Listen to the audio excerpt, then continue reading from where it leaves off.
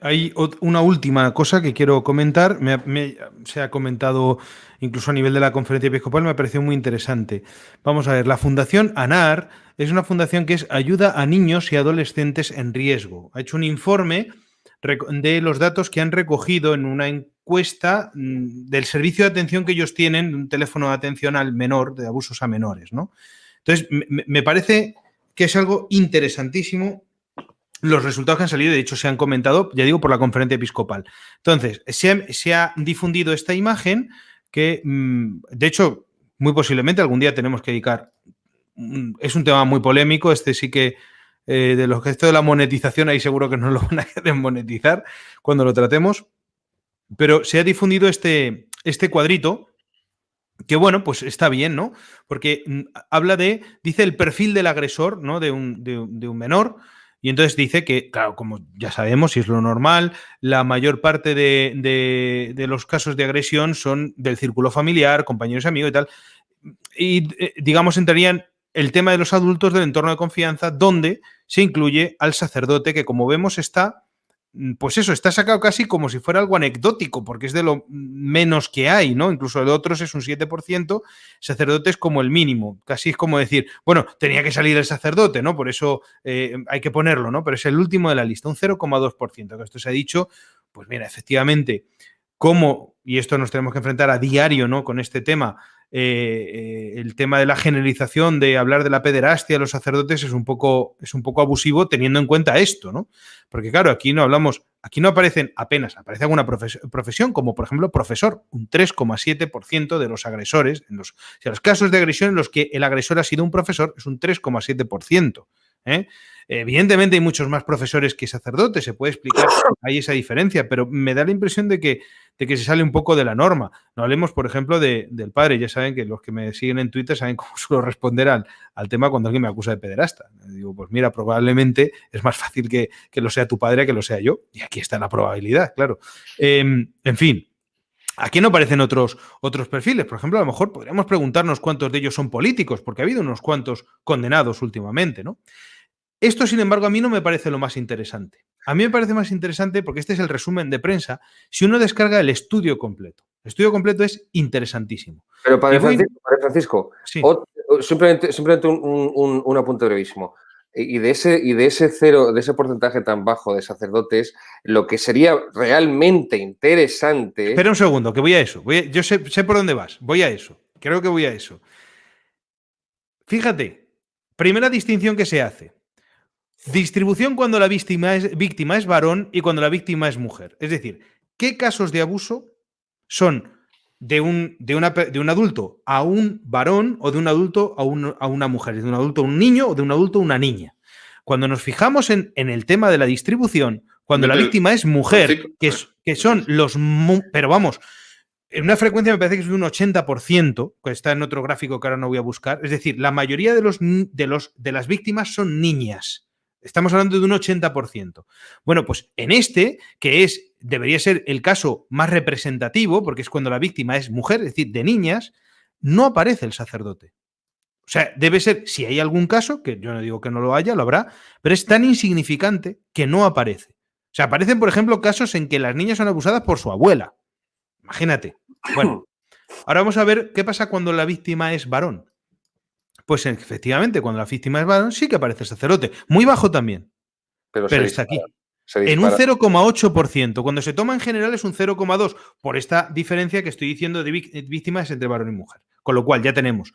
En este caso, decimos, los casos de abusos de sacerdotes resulta que son a niños, y además este es el caso que estadísticamente sería menos frecuente, porque el más frecuente es a niñas, con lo cual, pues ya vemos que es un caso bastante escaso. Pero vamos todavía más, y ahí ya os dejo que opinéis, porque es que me pareció interesantísimo. Es que se distribuye por la edad.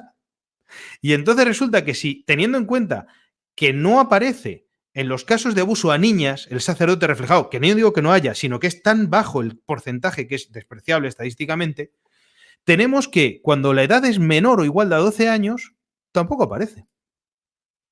Cuando la edad es de 13 a 15 años, si no me equivoco, tampoco aparece. Cuando la edad es mayor de 16 años, aquí lo podemos encontrar. Es decir, podemos decir, con datos estadísticos de España, que las víctimas de abusos de sacerdotes, que los ha habido, no lo vamos a negar, hay condenados, que los ha habido, son estadísticamente las más frecuentes niños mayores o iguales a 16 años. Es decir, muchachos ya hechos y derechos. Por lo tanto, estos casos de abuso son relaciones homosexuales. No son, no son, desde luego, pedofilia, porque la pedofilia es para niños prepúberes y, por lo tanto, aquí no hay pedofilia, hay pederastia en el sentido de que esto es un abuso. Y, ojo, en el derecho canónico está condenado incluso cuando sea consentido.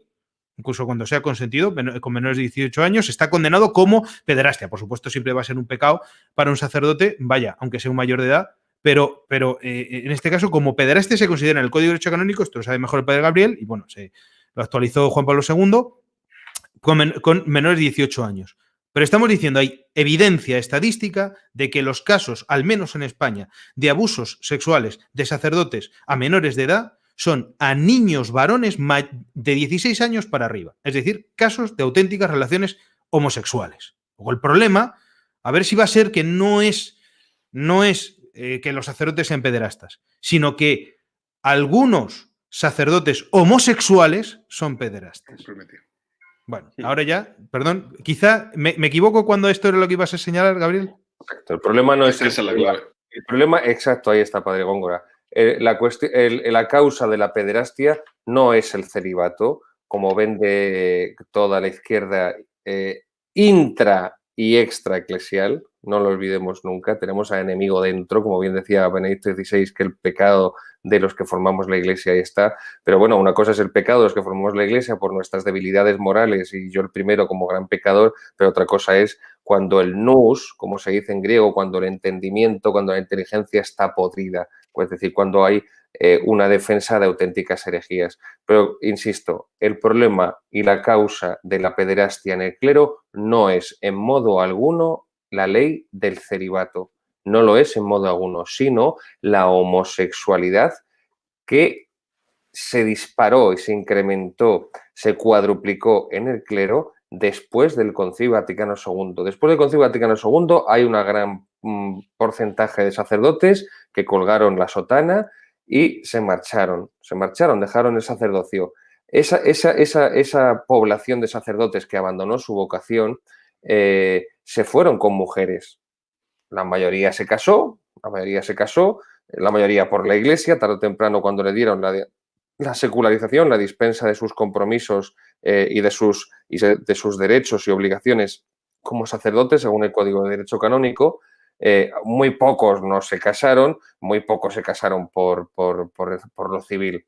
Pero eso provocó que el porcentaje de homosexualidad que había en el clero se disparase, porque de los sacerdotes que eran homosexuales, muy raros fueron los que después del concilio abandonaron su vocación. Si a eso le sumamos las siguientes generaciones, donde la proporcionalidad, la población homosexual que ha ido configurándose dentro del cuerpo clerical ha ido creciendo, a medida que iba creciendo también en la sociedad, ya no solo la práctica, la conducta, sino también la ideología homosexualista. Pues eso ha llevado a que gran parte, yo me atrevo a decir que incluso un tercio del clero, comprendo que es una opinión personal, comprendo que no tengo datos y valoraciones fiables y de peso para sostenerlo, pero yo, por la información que tengo de muchas diócesis y de muchos países, a través de otros sacerdotes, a través de otros obispos que me lo han comentado en una conversación de petit comité, tomando un café o dando un paseo o comiendo un día,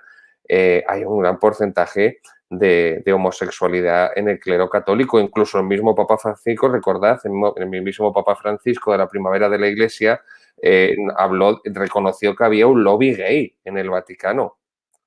Sí, no, simplemente lo comentó como quien comenta que mañana va a estar nublado el día, pero reconoció que había un lobby gay en el Vaticano y que ese lobby, como buen lobby, no es testimonial, no es ornamental, decorativo, es un lobby que actúa. Y como, Padre Rubén. Y apuntando un poco a lo que dice, completando lo que ha dicho el padre Gabriel, ese lobby gay, aunque muchos lo achaquen a un determinado estilo más tradicional de la Iglesia no es verídico. O sea, donde está más acentuado y donde tenemos más práctica, a la vista está el famoso caso del escandalazo que dio ese monseñor de la curia romana que pertenecía a la Congregación para la Doctrina de la Fe, está muy en el ala de esta identidad progresista que se ha metido dentro de la Iglesia. O sea, vamos a intentar no.